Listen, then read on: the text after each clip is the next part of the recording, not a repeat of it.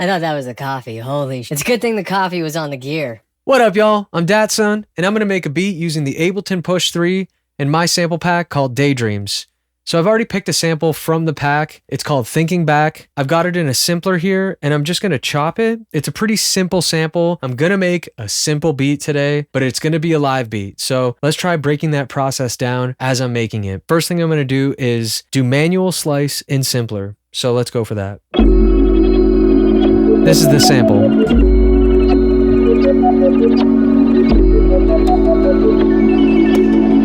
So I'm gonna chop on just 1, 2, 3, 4, 1, 2, 3, 4, 1, 2, 3, 4, like that. So let's stop it, and I'm gonna jump into that manual chop.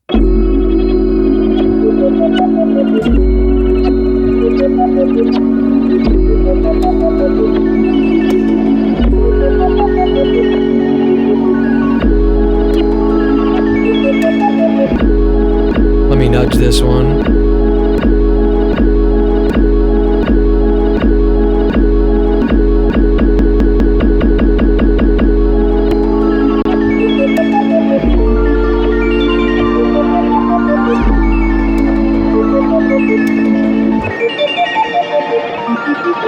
I'm gonna stop right there because I know I'm gonna need some pads for my drums, because after I'm finished slicing in simpler, I'm actually going to bring all these chops painstakingly into another drum rack where I'll then have my drums. So there's more than enough here just to make it a simple chop. From this point, what I like to do is go to my envelopes and make sure I have some fade in, because it's going to help some of the clicks and pops. That way I don't have to go into every single chop and dial it in.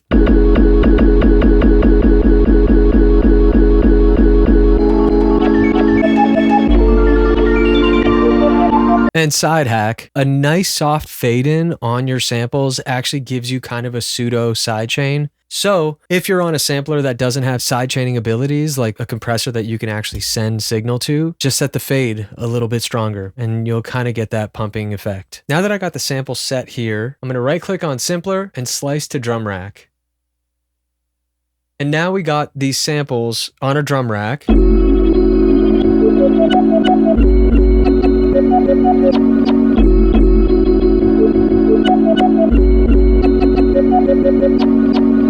Okay, and the beauty is it's already set to choke group, so you don't even have to worry about that. What I have here is a live beat preset that is going to be available in my course very soon. I'm just working on adding this Ableton Push section where it's a really concise deep dive on how I do a live beat setup and a live beat on the Ableton Push. So what I'm going to do is copy all these samples over to my sample folder. I haven't found a really good way of doing this yet. A few moments later.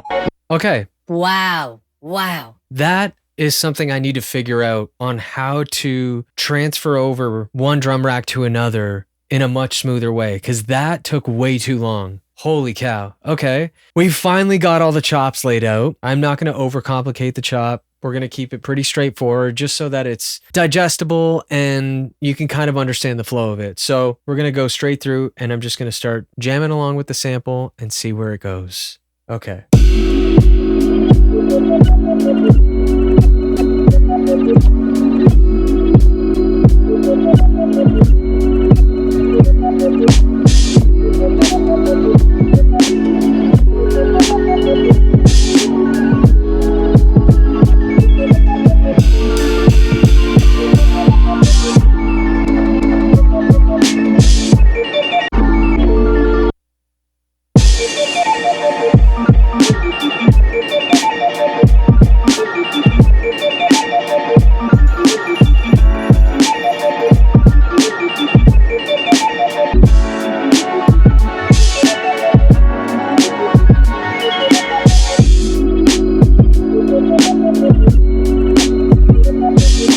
This one feels like it lends itself to a more simple approach. If I haven't mentioned yet, it's simple. That drum pattern.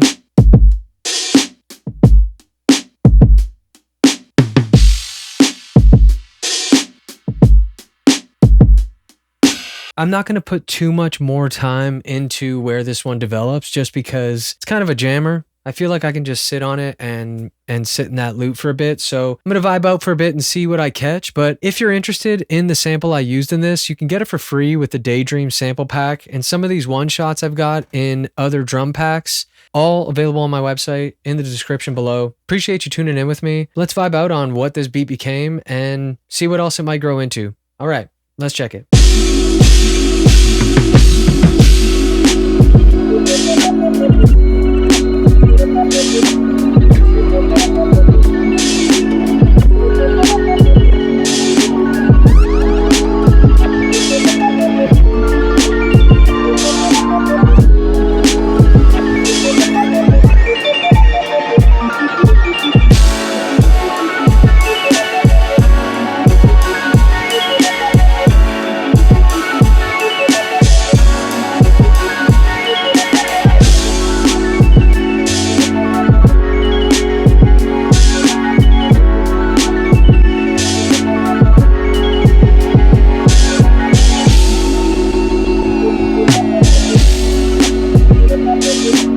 Okay, sweet. So I kind of like how it turned out into this simple beat. The sample's already got sub bass in there, so I'm not going to go in and add a bass line or something like that.